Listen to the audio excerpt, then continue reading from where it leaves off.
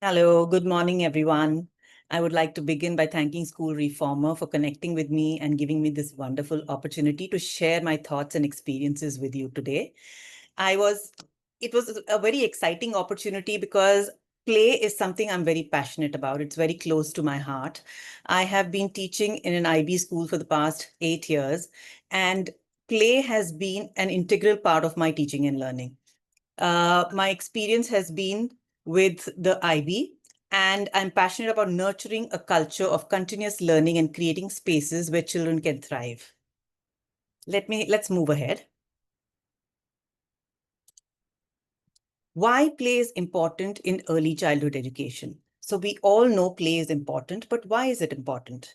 Here are a few powerful quotes that capture the essence of play in early childhood education.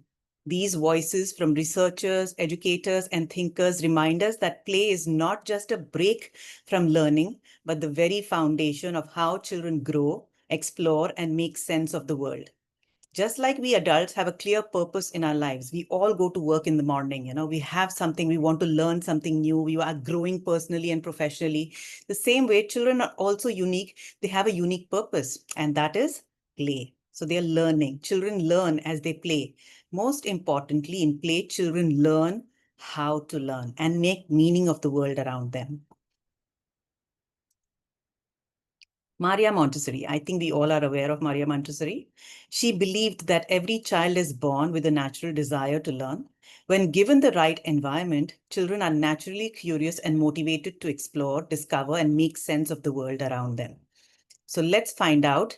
In today's session, we will explore the powerful role of purposeful play in the early childhood education, why play matters, so to discover how play builds essential skills for lifelong learning and growth, what purposeful play looks like.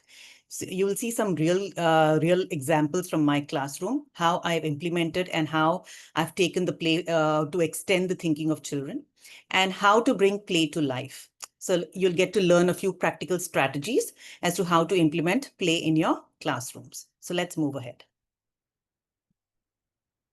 Purpose. Why purposeful play matters. Purposeful play matters because it builds foundational skills in every domain of development: cognitive, social, emotional, physical, language, and literacy. It is developmentally appropriate as it meets children where they are, honoring their age, needs, and cultural context. So a child, if he's 3 years old, he cannot do a task which is for a 5-year-old, right? So the task needs to be developmentally appropriate for the child so that he feels confident and he feels that he's achieved success. So we need to give tasks at the level where the child is. Purposeful play is not separate from academics. It aligns with curriculum goals, helping children practice early literacy, numeracy, and scientific thinking in meaningful ways. Through play, children also build 21st century skills like creativity, collaboration, and adaptability, preparing them for an ever-changing world. Research from experts like Piaget, Montessori, and Travis Smith has consistently shown that play is central to holistic development. It prepares children not only for school success, but for life beyond the classroom. And that is what, as teachers, we want, right? We want that the children are successful in whatever they do, whether it's inside the classroom or outside the classroom. So let's move forward and have a look at what purposeful play looks like. Purposeful play looks like, it looks like child-led exploration, real-world connections, collaborative learning, creativity and imagination, reflective and meaning-making. Purposeful play looks like children leading their own explorations, following their curiosity, asking questions, and discovering. It shows up as real connections where classroom learning links directly to experiences children know and care about. We can see it in collaborative learning where children work side by side, share ideas, build social skills, and empathy. Creativity and imagination come alive as children invent, create, and try new things. Today, I'm a soldier. Today, I'm a carpenter. So it's very exciting for them. So, and where children may talk about and deepen their understanding of what they have experienced. So purposeful play is intentional And the foundational skills of math, literacy, and scientific thinking and concepts are learned through play and hands-on activities. At the same time, purposeful play supports differentiation. So differentiation is maybe one child is at a particular level and the other child is at another level. So we believe that each child needs to achieve a success and reach their own level of understanding. So, for example, children engage at different levels. For example, emerging learners are beginning to explore and support. Developing learners grow more independent, and advancing learners tackle complex challenges. Our role as teachers is to plan clear learning goals, scaffold thinking, and ask open-ended questions so every child finds joyful and meaningful growth. This is how purposeful play transforms curiosity into deep, real-world learning. Let's take a look at some real classroom examples of what purposeful play looks like. Child-led exploration. Now, if you see, look at the excitement on the child's face and look at him using the magnifying glass. I wonder what he's doing with the magnifying glass. Why is he using a magnifying glass?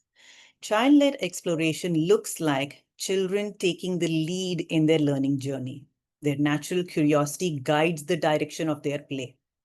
Child-led exploration looks like children building foundational skills in math, language, and scientific thinking through real hands-on experiences, all while practicing 21st century competencies like problem solving, collaboration, and creativity. What skills do I want children to practice today? How can I prepare the environment to spark curiosity and problem solving? And how can I extend their thinking with open-ended questions? How will I document their learning, or what reflections can they share with me today? How do I help them with that? So these are a few questions that I would ask before I start my session. One morning, a child in my class came in excited because he had seen a bug on his way. I encouraged him to share what he had seen in with the group. Soon, everyone was so curious. They all wanted to see what bugs look like, what bugs can do, what kind of bugs are there. So everyone, we went out in the backyard and we started investigating bugs. I set out some magnifying glasses, bug jars, and non-fiction books about insects. The children observed live bugs like ants, houseflies, and spider, and recorded their observations using drawings and invented spellings. A few open-ended prompts that I asked over here: what do you notice about this bug? Is this bug different from this bug? How do you know? What is the difference between these two bugs? What do you predict will happen if you place it on a leaf, on a rock? So these kind of questions, when you ask them, they get curious. They want to answer these questions, and they come up with strategies to answer these questions. So maybe one child will suggest, okay, why don't we use a magnifying glass to look at the bug closely? And the other child may say, maybe we can take a book and read the book and to understand what are the different parts of a bug. So this kind of a chatter in class makes the play more exciting and interesting. So we can do differentiation in math over here. In math, the emerging children could count how many bugs they find and match them to the number cards. The developing learners can sort bugs by size, color, and type. And the advancing children can graph showing the number of bugs in each category and compare totals. Which group has more, which group has less. The same with the language development. The emerging children can name and describe bugs using simple words like small, big, black. And children who are at very low level, they can just create the bug. If you see in the picture, you'll see that they've created the bug and they could verbally speak out the different parts of the bug. The developing children could label their drawings, and the advancing learners could create a bug fact book or a bug journal. So, to demonstrate their learning. If you see the scientific thinking, emerging children could observe bugs with magnifying glasses and describe what they see, this builds observation and curiosity. They could predict developing kids could predict what might happen if a bug is placed in different environments. And the advancing children can design a simple experiment, such as testing on which surface does a bug move fast, or which surface does it move slow.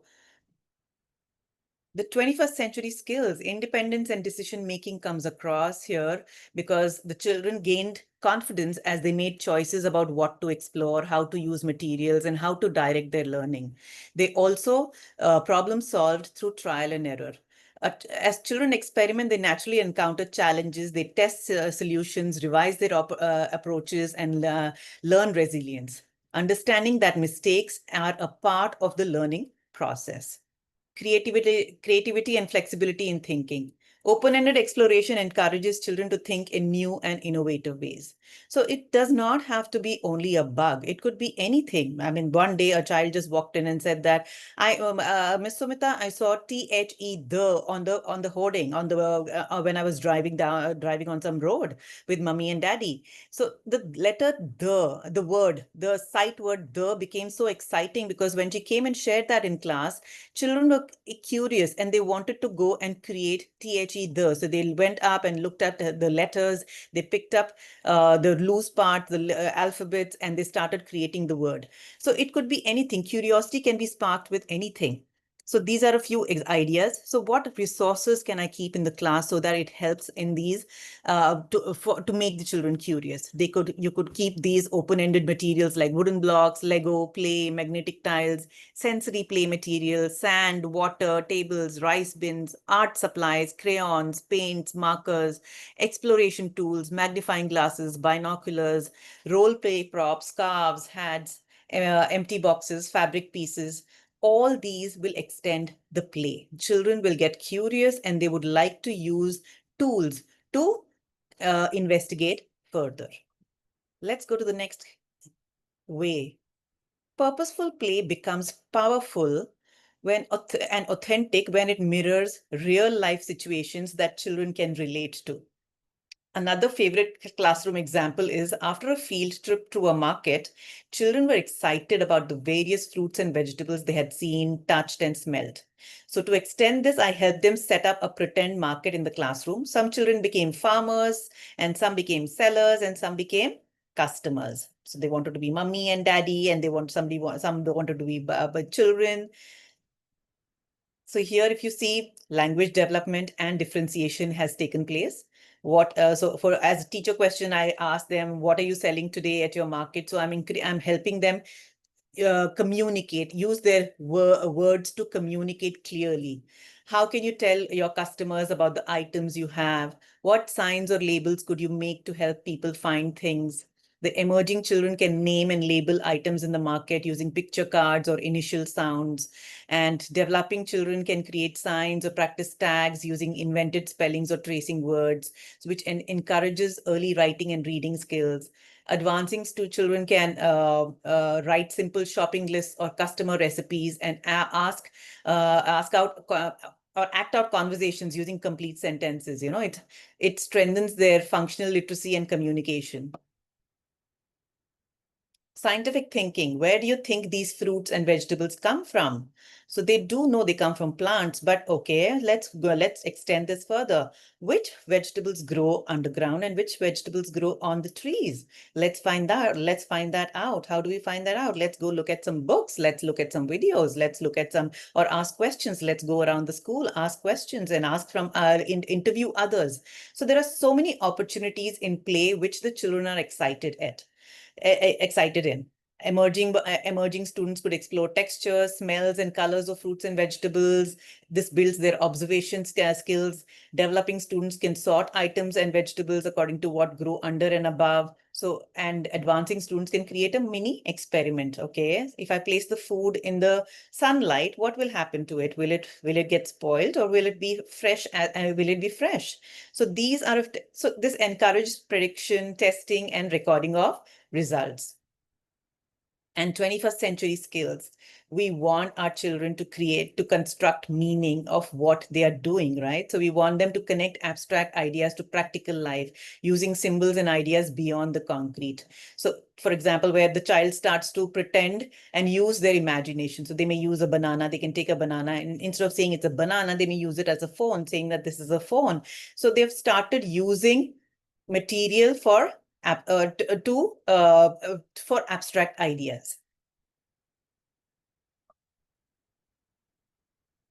So some teacher resources that you can have in place in the classroom are dramatic play kits, grocery store baskets, play, food labels, doctor clinic, post office, etc. Cultural props like costumes, musical instruments, storybooks, real life tools like clipboards, magnifying glasses, field trip artifacts, photos, souvenirs, or tools brought back to class, books, nonfiction books about community helpers, plants, or animals. So when children are very curious, I've seen that they are excited to look at books and look at the picture books to make meaning of what is happening and then to reenact that in their play environment. One of my favorite example of collaborative learning was when our class decided to build a city using blocks. Each child took a role. One was responsible for parks, another for roads, others for homes and shops. They worked together to plan the layout, share resources, and solve design problems. This experience taught them how to work together and collaborate. Team building work, actually.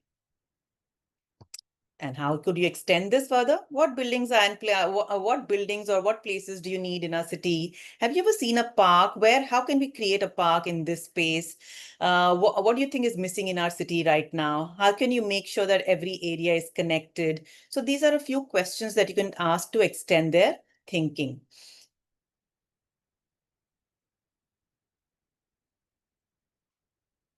In language development, you can ask emerging children can name and label city elements like park, hospital, bridges. Teacher provides picture word cards for reference, and they can use that, or they can pick up a word and they can match the object, match the park to it. So matching the word with the item on the creation. The developing students can dictate or write sentences about their building, and advancing students can create a city guidebook or a map with all the directions, going straight, turn, take a left, take a right. So they could do something like that. It becomes very interesting for children. And math development, the emerging students could count blocks used for each building and match them to the number cards. Developing children can compare heights and lengths of building, and advancing students could do addition and subtraction to calculate total blocks needed to create 2 structures or 3 structures. So this way you're meeting each child at the level that they are. Scientific thinking, emerging students, they test the stability of different buildings by gently shaking the base and observing which one stays upright and which one falls down, and how can they make it a little more stronger. Developing students can predict and experiment with materials, which is strongest, which is not that strong, or which vehicles can we have on the road. Advancing children can create a sustainable city. They can add parks, water resources, and cycling centers to discuss how cities support people and the environment. So this process nurtured leadership skills and taught children how to listen, compromise, and share responsibilities, just like in a real community.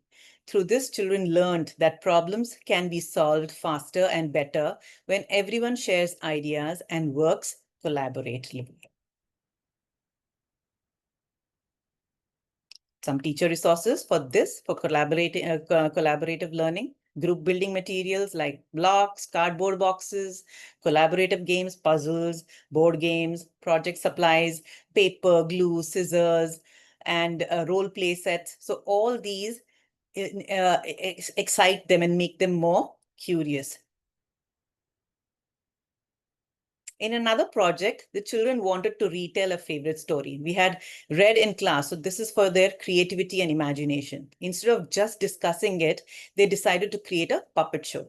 They designed puppets, they drew their own characters. It was so beautiful to see them come up with their own imaginative characters. We've never seen those characters in books, or we've never read stories about them, but they created their own funny characters and they came up with their own lines, and they created a whole puppet show. It was so beautiful to see their imagination coming to life.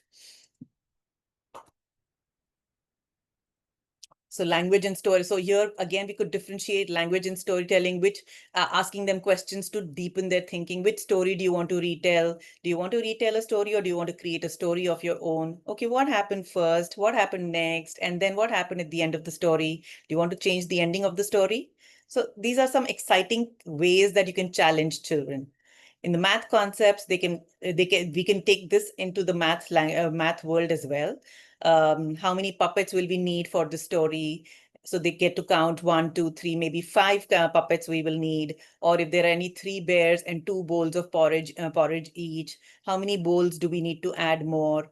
Scientific thinking, where materials are best for making strong or movable puppets, or how can we make our stage sturdy, or uh, how can we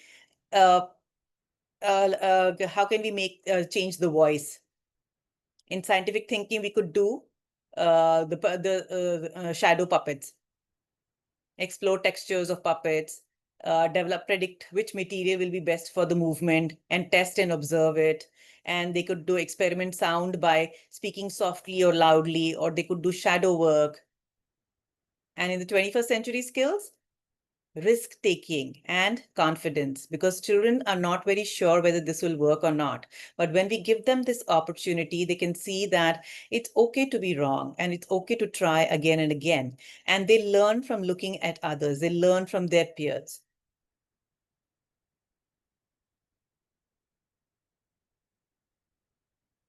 Some of the teacher resources: ribbons, loose parts, hats, clothes.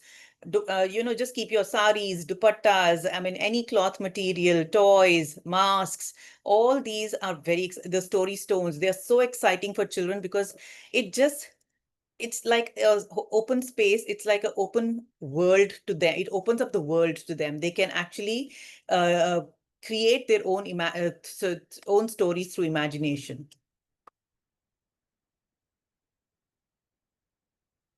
And reflection and meaning making. I think one of the most important, this is a most important part of play, because children have to make meaning of the world around them, and they need to understand what intentional play is. Reflection helps children make sense of their experiences. After the puppet show, I asked them, what was your favorite part of the story? What would you do differently next time? This simple step turns play into deep learning, encouraging children to connect their experiences to bigger ideas and metacognitive skills, language skills, math skills, scientific thinking, and metacognition, understanding what they are learning. And some of the teacher resources are here. You could use reflection tools, journals, digital tools, art for a reflection, group discussion materials, display boards to showcase their children's work with captions. So all this helps in making them understand why, what, and how of play. How do you make this happen in your classroom? By setting up your classroom invitations in play. The environment is considered as a third teacher. And because it is intentionally designed to invite exploration, collaboration, and problem solving, supporting rich learning experiences without constant adult direction. So if you have these kind of environments in the classroom, children get curious and they automatically move towards these areas, and they start exploring and creating and playing. Next is observing and documenting. Teachers observe children's play closely to understand their interests, thinking, and skill development. So this is the area where I can address the barriers in learning. If I feel that a child is getting stuck at some particular skill, like a observation skill or communication skills, this is where I can set up individual play setup or a group play setup for that particular child and help him move in the learning. Connecting to the real world, teachers as a third partner. So as a teacher, I don't let the children just go explore the space. I tell them, okay, I'm going to be a part of it. And I play with them as a child. And I would just ask questions, meaningful questions. Oh, I think there's something missing here. How can we make this more interesting? This does not have a park. Do you think we need a park in this area? Why do you think we need a park? These kind of questions extend their thinking, and this helps them make connections with their real world. Reflecting and extending play. bringing play into structured classrooms. Many a times you feel that, the classrooms are very structured and teachers say that we don't have time, but we could use that in our normal classrooms as well. You just have to take concepts and and integrate them with your day-to-day curriculum, integrate play into your day-to-day curriculum. You could use something like as simple as sink and float. That could also be done in the classroom. Even if your curriculums are structured, there is always space for play to happen in your classroom. I've created a checklist for all of you. So you could go through this checklist and you could understand the next time you're setting up your classroom, you could look at this checklist and try to create a space for yourself, and ask questions like, are my play activities meaningful? Do they align with learning goals? So this will help you set up a great play-based learning environment.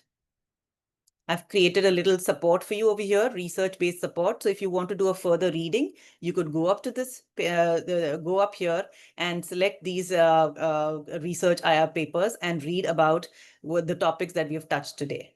I hope I haven't rushed. I feel I've rushed through so many things. There's so much to talk about play, but I think we're limited on time. So I'm just going to say thank you over here. Thank you so much for this opportunity. And please do connect with me if you really want to ask any further questions. Thank you. Yes, ma'am. Thanks a lot, Ms. Sumita. I know the content is more and the time is constrained.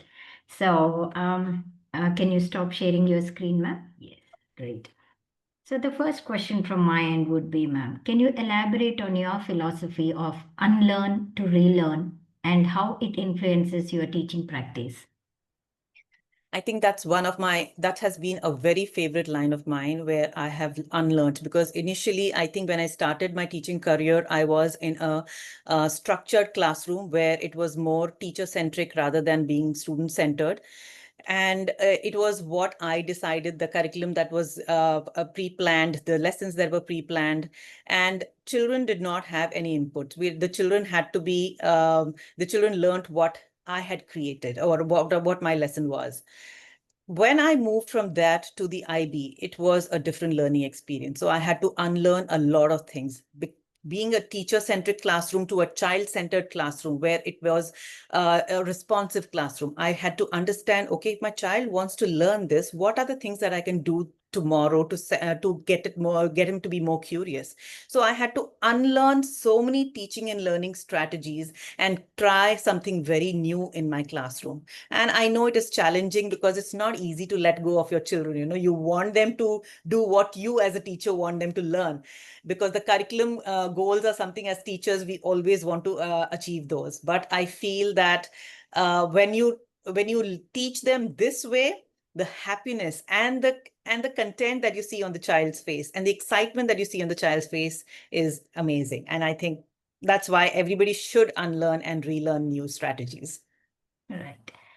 Coming to the adults, ma'am, we will talk a bit about us also. What role do you believe curiosity plays in lifelong learning? For us as adults, how would it help us? Curiosity, I think, is the seed. Curiosity is the seed for everything in life. We all have an inner child, and the inner child is not. We also need to cater to our inner child. So curiosity is the first step for anything. Till you do not get curious about something, and definitely everyone's curiosity is different. Sometimes I see my children are curious about something else, and I'm curious about something else, and that's okay. So when somebody gets curious, like for example, the child in my class was curious about a bug, and my adult daughter may not be curious about a bug, but she may be interested with something else. So curiosity drives learning. If you are curious about something, you will make sure that you research and then you engross yourself in further learning. So curiosity is the basic step for any learning, whether it's a child or an adult. Yes, it helps us in climbing the stairs in our career also, right? Yes. You learn a lot. Yeah. So, what are some key principles of the IB PYP program that you find particularly effective in promoting student learning, ma'am? I think the learner profiles. I think when we talk about the learner profiles and the skills that the children learn, they focus on the IB learner profiles. Whether the child is an inquirer, I mean, if he's an inquirer, his curiosity, the curiosity is again the first step. So if he's curious, he's going to be an inquirer. He'll ask more questions. He'll want to know much more about it. And he will go all in. He will try to do everything. He will ask questions. He will go interact with people. He will look at books. He will go through research material. So it's always the inquirer profile and the knowledgeable. So all these, the learner profiles definitely will is something which the children demonstrate as they keep growing through the classes. And your skills, the communication skills, the research skills, the social skills, these skills are extremely important because children make meaning and they apply these skills in their day-to-day life. So I think for me these two are very, very important. And for the ATLs for the teacher is the approaches to teaching for teachers is how to take out the barriers, learning barriers, how to tackle the learning barriers. If a child is not learning properly, or if he's stuck at some point, how do I help him move forward? So these elements really help a child in the IB. Right. So being empathetic is a very important thing in in a growing child. Um, in the students' growth, what strategies do you use to help students develop self-awareness, self-regulation, and empathy? I think the first step is making connections. I think till a child feels safe the moment you've achieved connection with the child. The teacher and the child connection needs to be really strong. So the emotional connect, once the emotional connect is there, then you can challenge the students and they will be ready to take up the challenge.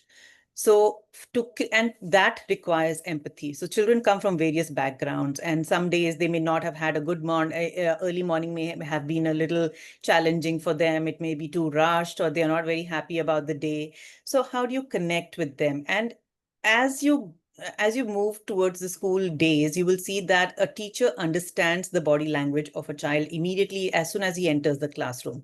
So the minute that connection is established, the teacher can immediately set the routine or set the day based on how the child is in the morning.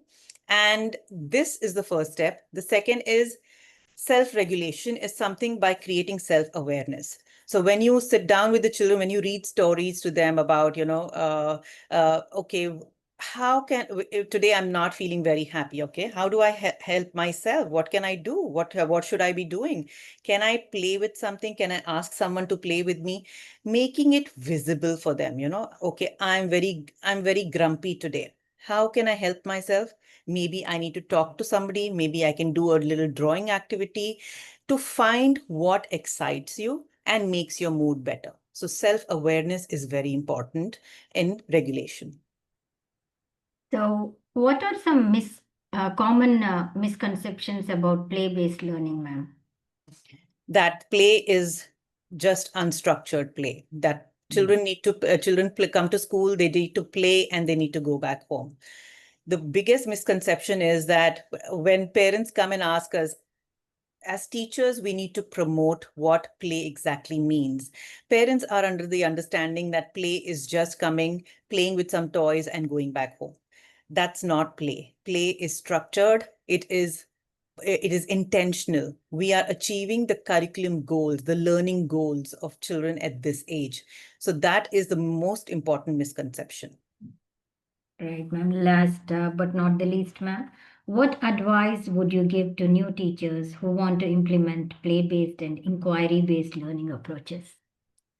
I think read up. The first initial step is to look at a lot of videos, look at if you get an opportunity, you need to get into a classroom to see what play-based learning looks like, because you need to feel the vibe of the class. You need to feel what is happening in the class. And the second is maybe you need to take small steps. If you're just beginning, I think you need to start with one small step. Maybe today in the morning, my morning routine will be different, where I invite the children in the classroom through a fun way, or start something very small. Don't think about planning the whole day. Start small. And as you gain success, as you achieve success, you will start getting more confident and you will start implementing this in various other domains. for your languages, your math, your science. So start with one, and have fun and become a child in the classroom, and think about how a child may want certain things, and feel that and move forward. Wonderful, ma'am. Thank you for the talk. And before I end the session, anything else you want to mention on our platform? I would just like to say thank you for this opportunity. I hope I was able to uh, say something which is meaningful to you and which you will take forward and try to action it out in your classrooms. Thank you so much. Thank you. I'll end the session now.